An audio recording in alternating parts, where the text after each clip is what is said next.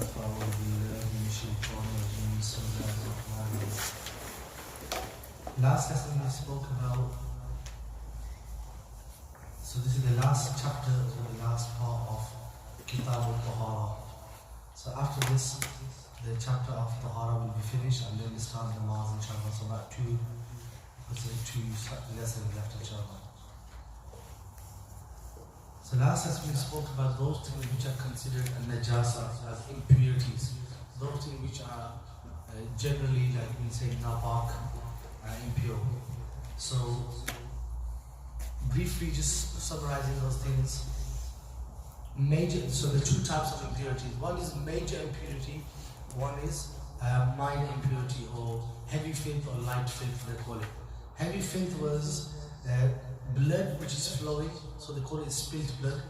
So blood which is flowing, feces, so anything that normally comes out into the toilet, khamar, so that's wine, and any fluids that exit the body due to pleasure basically. So these four things that exit the body, or generally these four things, they are considered as major filth or heavy filth. Then we had a light filth, which was urine of those animals whose meat is halal to eat. So like the urine of a cow, goat and so on. Urine of horses, and then the droppings of birds which are not halal. So those birds which are not halal to eat, their droppings are considered minor filth. You know, with wine, is that only wine, because there's whiskey, spirit, and all these others? So normally this, they mentioned the word khamar. Khamar is like, if you look at the footnote, this includes all types of intoxicating drinks. Right, so khamar we mentioned last time was all intoxications, and it doesn't matter how you made it, it'll be like, for example, khamar is made from dates. If you keep dates, I don't want to experiment this, with drunk in your bedroom. But if you put khajurs, dates, right, in water, and you leave it, it becomes alcohol. That's how they made alcohol. Right, so I'm not about, in the night you put khajurs in the water, in the morning it won't be sharab.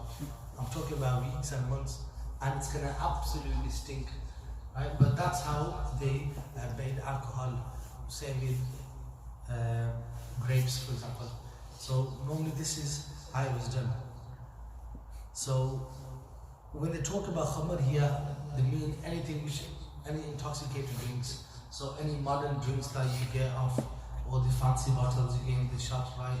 Smirnoff and I don't know, pata nahi kya kya, all these different brands, they're all basically haram. Why? Because they're intoxicating. So if they go on your clothes, it's considered as a major filth. It's considered major filth. So now he's reading on, he's going to mention, the author mentions that how much is excused from this blood, peshab, all these things, urine, going to your clothes. How much can you do namaz and how much? For example, it could be legit, you had a nosebleed, you had to do namaz, you had a nosebleed, you went onto your clothes. Now how much is excused? So there's first mentioned the amount of heavy filth that is excused for the sake of namaz is the size of 1 dirham, a silver coin. In modern context, it would be like a 50p. Like a 50p coin, that much is kind of excused. So the ulama normally mentions that if you put water into your palm and just kept your hand fully flat like this, whatever water will naturally stay in the middle part, that you dip in your hand, that much is excused. Right? So that much of heavy najasa is excused for the purpose of namaz. So a person had a nosebleed, 2 drops of blood ran to his clothes. He'll have to judge it. Is that the size of like a 2-pound coin or 50p, like average that size, right? So is it the size of a 2-pound coin? If it is, then he needs, in both cases he should wash his clothes. But if he prays and is larger than 2-pound coin, then the salah is makruh to read namaz like that. You've read namaz in impure clothes. So then if it's less than that, then it's excused. So that's what they mentioned for the purpose of namaz. As for light filth, I'll tell you more detail at the bottom. So he says, as for a light filth, which was the urine of animals which are halal to eat, like a cow, camel, urine of a horse, then 1/4 of one's entire garment. So there's two opinions on this. This author has written in his text that, so for example, a jubba, 1/4 of the jubba, you can get it covered, and namaz will still happen. But in the footnotes, they've written that what the actual opinion, and Imam Ibn Abidin, who is one of the great giants of the Hanafi school, he's mentioned that it refers to 1/4 of each part of the clothes. So for example, this is one piece up to here, so it'll be 1/4 of this. So if you're wearing a shirt, it'll be 1/4 of the front part of your shirt.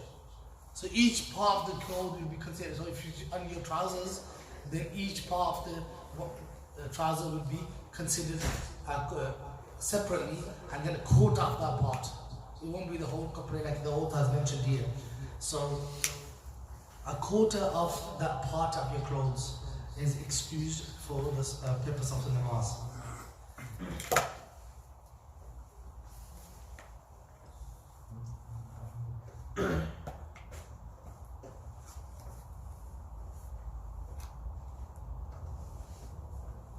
Just checking if I don't miss anything.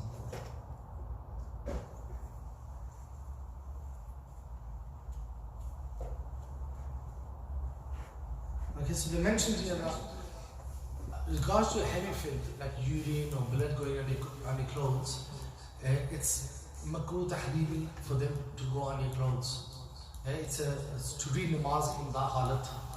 But whereas the amount which is excused is still makruh to read namaz in those clothes. So you might say, it's only 1 drop of blood.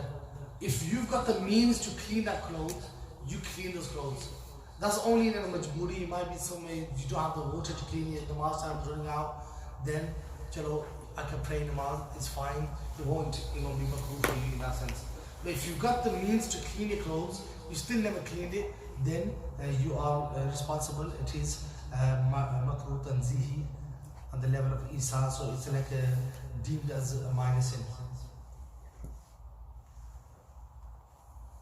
Now the author gives, he mentioned the important thing here. Even though in the hadith speaks that this person was being punished in his grave, and when the Prophet ﷺ inquired why these people are being punished in their grave, he mentioned because they didn't do ihtiyat from the drops of urine on their clothes. They weren't careful from the drops of urine, and that caused them to get punished in their grave.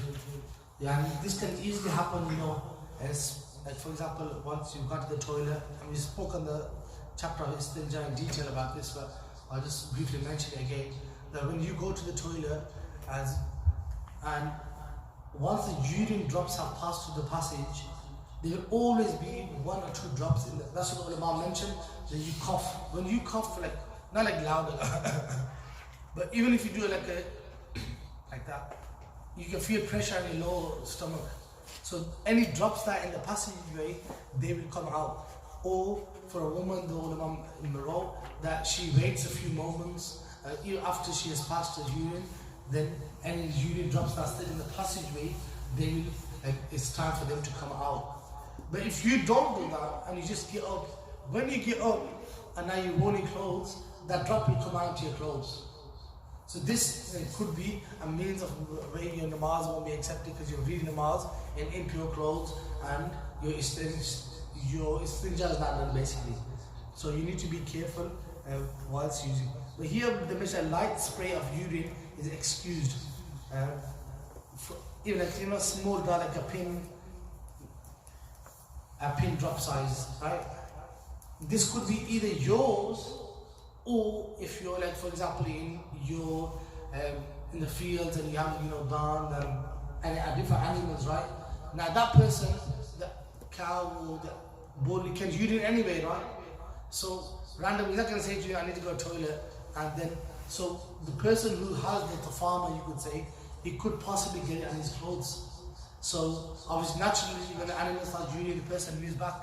So if 1-2 tiny drops were on his clothes, he'll be excused. But if he knows that they're there, he should clean them. Same, if you do, for example, use the toilet, then naturally there will be some particles that might flicker off the ground if you use your toilet. Or when you flush the toilet, it doesn't have a lid on it, so it might just bounce out onto your clothes.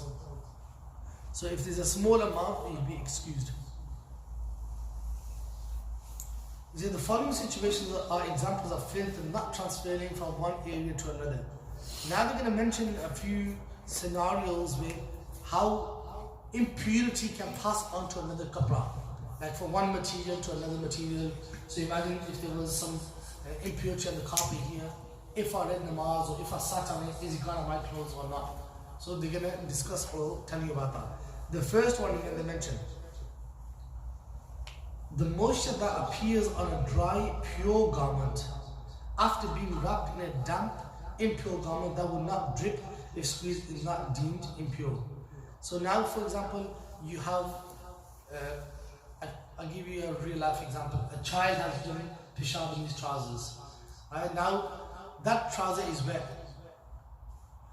You've put it on top of something else, but now, even though the kapra was unwet, it's gone onto another dry, pure cloth.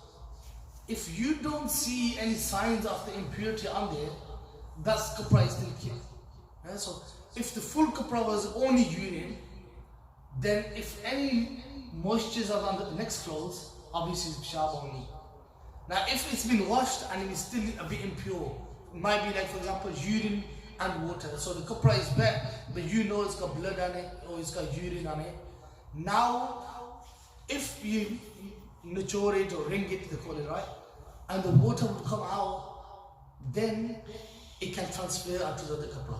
So now if one was wet, enough that you matured it and the water would come out, if you put it onto another kapra and some signs are there that the water's gone on there, it's got a bit wet, then that means the impurity is gone on that clothes as well. Right? So it might be like, for example, there's some impurity on the carpet at home, but it's mixed with the water because you try to clean it, but it never really got cleaned. So there's some blood mixed with water on the carpet. Now you stepped on it with your sock. This is how it applies. It's not only about kapra or something. Now you need to read the wall, but you stepped on it with your sock.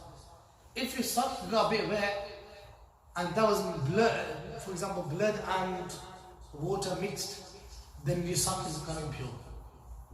If it didn't get wet, then the impurity hasn't transferred. So one of the conditions, the main condition is that you need to keep in mind is that the moisture needs to travel. Just because one pure thing and impure thing touched, the impurity won't transfer. Like for example, a dog, the saliva of a dog is impure. The body of a dog is clean.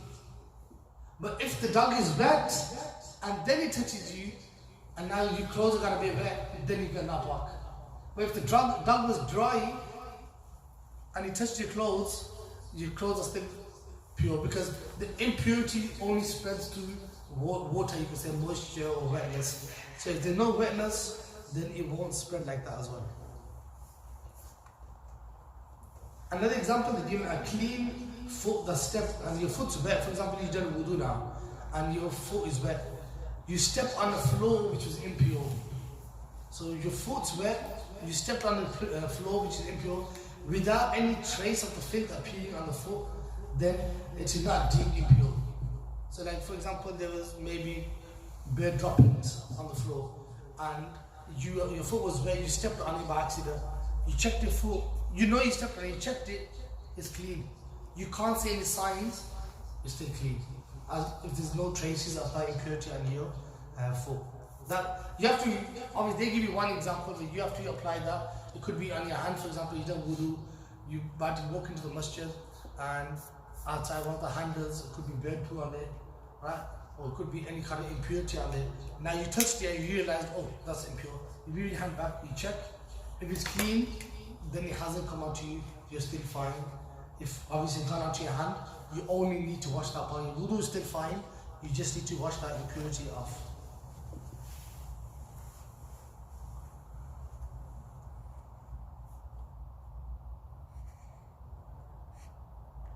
Another way that this would apply, just as an example, would be that, sometimes the floor, the purpose of musalla, why do you have a musalla? Is because so we can do sajda on a pure place, right? So if the place was impure, you put the musalla on top and you do the namaz. And like at home, for example, some homes where the families allow, shoes onto the carpet, then most likely it will get some kind of filth onto the carpets at one point, right? But that's why you put the musalla out, so you're 100% guaranteed that when you do sajda on a pure place.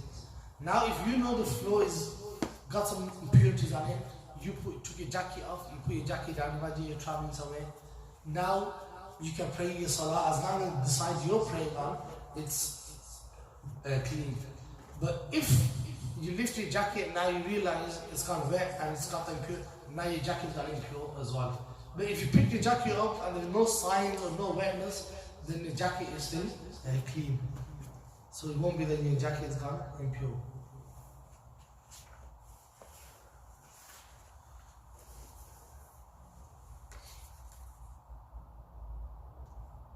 Another thing they mentioned here, this could possibly happen to someone as well, is that you've gone to sleep. Now, you've gone to sleep, you're dry first, the clothes are dry, but the clothes are impure. Right? So they could have urine on them or blood on them, the clothes were impure. But now, when you went to sleep, you were sweating and all that, but whilst wearing those clothes. So, because of the sweat, it won't make you clothes, it won't make you impure. The impurity won't spread with the sweat, as long as you can't see. Obviously, if you can see that the blood was on your top, you went to sleep on it, because the sweat, it kind of came onto your arm, now obviously your arms are impure. But if it was, you're sweating on top of that, but you looked at your arm, it's still dry, and like it doesn't have any trace of blood, you're still impure. One of the main things to summarize this is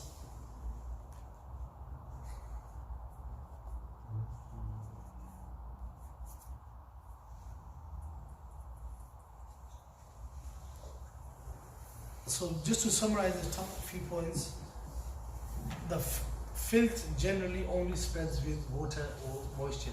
If there's no water there, any moisture there, then as long as you can't see, it's not on you, right? So that's the bottom line. So now also, like for example, if someone urinated on the floor, the next day you went there and you can't see any signs of urine on the floor, it's clean, right? That's how you figure it out. So you won't be like, oh yeah, yesterday I seen a dog urine there. No, if there's no signs or anything left on the ground, it's dried up and there's no traces left, it's pure. Right, so that's a general rule. So that's why we can pray namaz anywhere we go. People start using excuses and often miss the namaz. Or who's in town, you never know, there'll be junkies there, and I know people start making random excuses. I heard all of them, right? And people urine there, people do this, people do that, dogs be there. No. If the floor is in front of you, you can't see any impurity on there. So the bottom line is that it's pure and clean. You pray in namaz, no excuses to miss your salah. Another thing they mentioned here is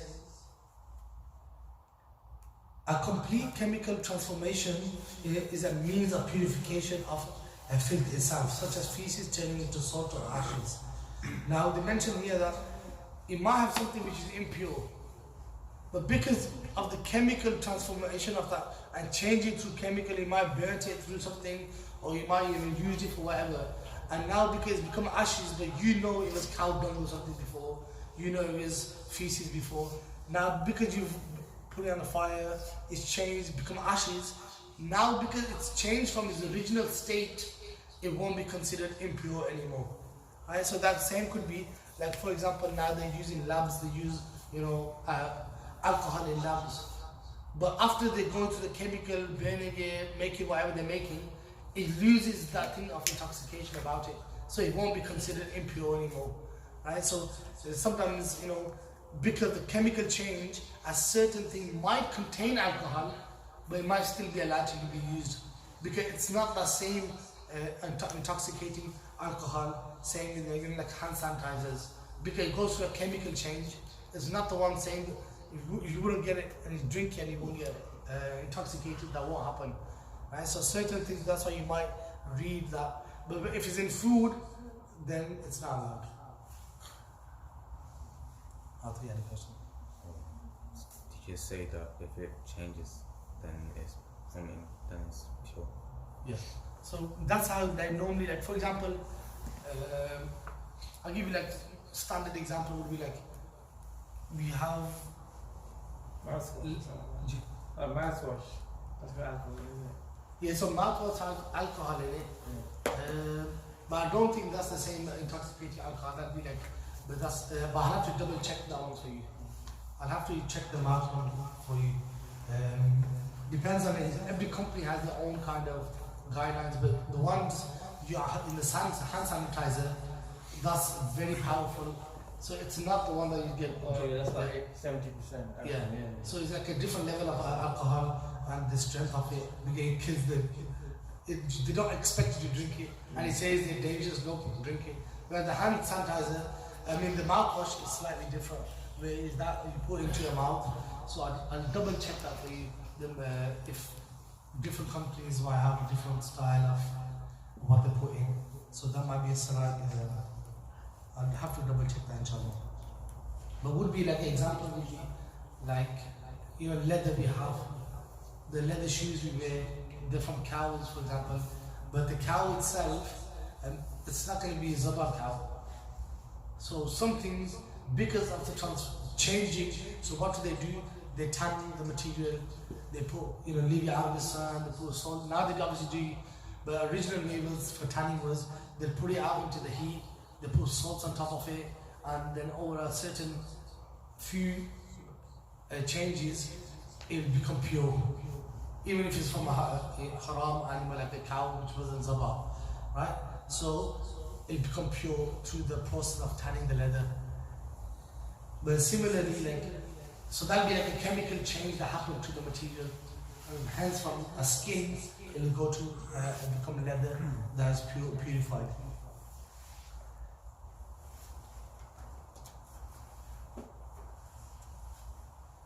Another thing they mentioned here, anything which is like a solid.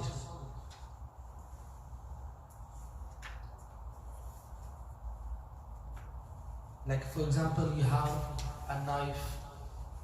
You don't need to wash it technically to make it pure. As long as you can take that, like for example, you might have something metal and something impure is gone. Like give a knife example, it might have blood on it, right? You don't need to wash it off to make it pure, because it doesn't absorb the stuff. Then in that case, what you can just do is just scrape it off. So if you rubbed it onto something, onto the grass or something, and you look at your knife, it had no trace of blood on it, because it was solid and it didn't absorb it, then it's automatically, it can be purified like that as well, as long as it's not an object or material which absorbs things. They give the same example. It said there a sword or the like will be purified just by wiping the surface.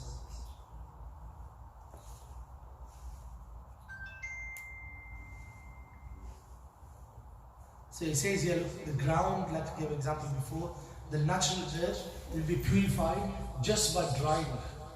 So the earth becomes pure. So like I mentioned, like for example, you seen a dog urinates on it, and then you went to read namaz, and that's the only place you found, and the guy's like, oh no, I got a dog urinated there yesterday, you can't pray there. If it's dry, it's earth, that means it's purified. So the earth becomes purified if it dries. As long as obviously you can't still see the filth there. So if it was pure, for example, you'll be able to actually see it. But if it's urine, it's going to be absorbed to the ground. Once it dries, it's considered it's pure.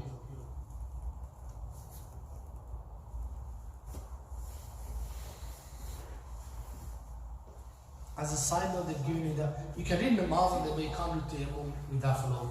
Yeah, so you can still pray on it, but you can't do tayammum.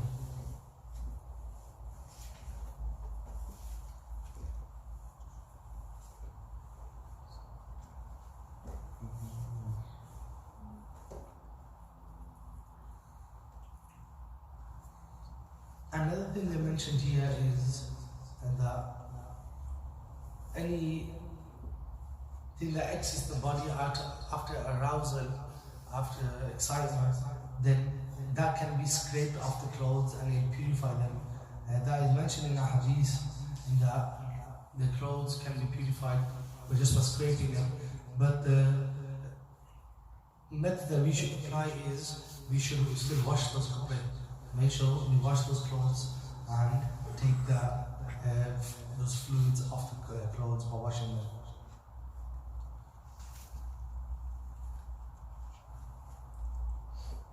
And I mentioned the hide of dead animals. So the skin of dead animals, they mentioned here as an example.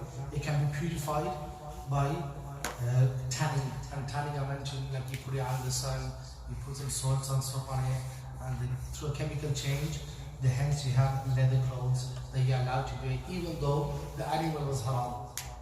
And so even though the animal is haram, you still like, and this is very common, like for example, car leather seats, have a car steering wheel. This is something I wanted to check if someone has time, they remember. If it's car seats or one animal can never ever be purified.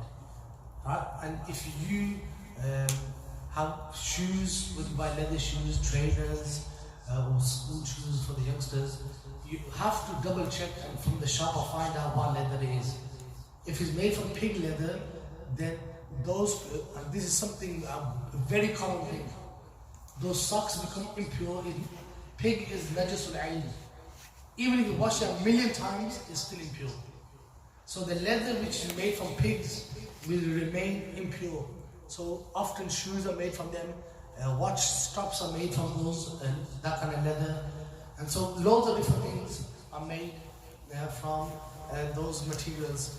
Young guys, I know what they recently that they do that with their hair, perms or something, right? And they keep having to brushing it. They have this. So you know, brushes where you get one is a plastic brush you have, one is like with the bristles on it. Often those brushes that you get with bristles on it, those black ones or the shoe polish ones, a lot of them are made with pig hair. They call it a bow, it's a type of pig, and they are not bark. And people are using them on their hair. You know, I seen one of young lads in my local, and he's doing that to his hair. I said, show me that brush. And I said, I'm sure that's made from pig hair. He's like, nah, this is the latest trend. He's doing his perms, right, to make his hair wavy. And then what do we do? I said, okay, let's check the brand online. First thing you check, it may be pig hair. So anything that's related to pigs is basically najasul ayn. And this is very, very common. So whenever you buy shoes, trainers, first thing, and by law they have to tell you, because in the UK especially, that's the benefit of living in the UK, because we have vegans, we have people who are against animal rights and this and that, right? So by law the shop has to tell you what it's made from.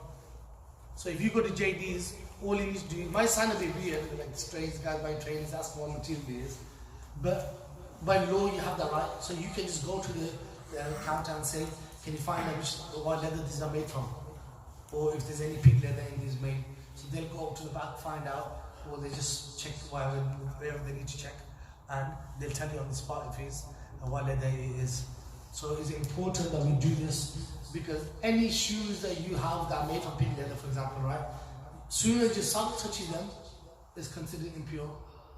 Now the whole sock is gone impure, as much as the shoe. So now reading the margin, that won't be valid, because that'll be a major filth. A pig is considered a major filth. So now your namaz won't be valid. So if you're reading, like people have wallets as well, you know, these decent wallets that you can get. The cheap ones be those plastic things, right? But normally if you get like a £20 leather wallet, it could be made of pig. So now you've got in your pocket, your clothes are impure, your hands are impure. Now you're reading namaz and the namaz is not valid. You need to repeat those namaz again. So it's important that we check this. This is one key thing that is something that's common. Would your wuzu break if you comb your hair with pig hair? You need to wash it. It's like impurity going on you. So your wuzu won't break, but you will need to wash that part again, basically. Yeah, so like for example, you done wudu and then you touch something which is impure. Maybe it could be pure, whatever it is, right? Now, or blood even. now you need to just wash that filth off. It's as if your wudu is not complete yet. You just need to go wash that part off, take the impurity off, and now you're back to stage one. Your wudu is still valid. As long as it hasn't come out from you, like your blood and stuff. So imagine you had a nosebleed, you went done wudu, you came back, the blood was still on the table, you got tissue, you wiped it somewhere on your hand. Even though it's impure, you just go wash your hand again, your wudu is still fine, your wudu won't break like that. But the main thing is the pig one, you need to check that out. You might need to get it out some shoes at home. But once you bought it, it's sometimes too late, you can't find out where you got it from. But next time, keep that in mind as well.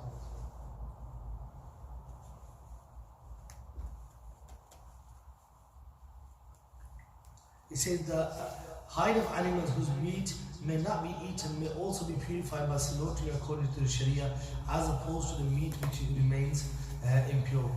So they're mentioning, like for example, animal like whose meat is impure, is not allowed to eat it. So it could be like a lion, for example, right? Someone grabbed a lion, they zab off the lion, they killed the lion, right? The meat is still haram, but the skin, like people have those lion skin mats and stuff, that will be purified. That will become pure because why? Because there is zaba of it, but the meat is still haram. The hide, the skin will be allowed. That's why people have different types of material clothes. You can buy like leather jackets made from different materials, different animals. So you have to know the fit regarding those copra as well before you go splash on Gucci and Madani and stuff. You need to check what they're made from. A lot of these designer brands, they do zulm on animals. This is one side note, but if you look at some documentaries on this, these £1,000 Gucci and Armani and Louis Vuitton, all these bags that you get, if you actually look at what they're made from, is done, a lot of zulm is done on animals without any need, just to get that unique kind of leather, and so you need to, animals have some rights as well according to the Sharia as well, so be careful of what you buy.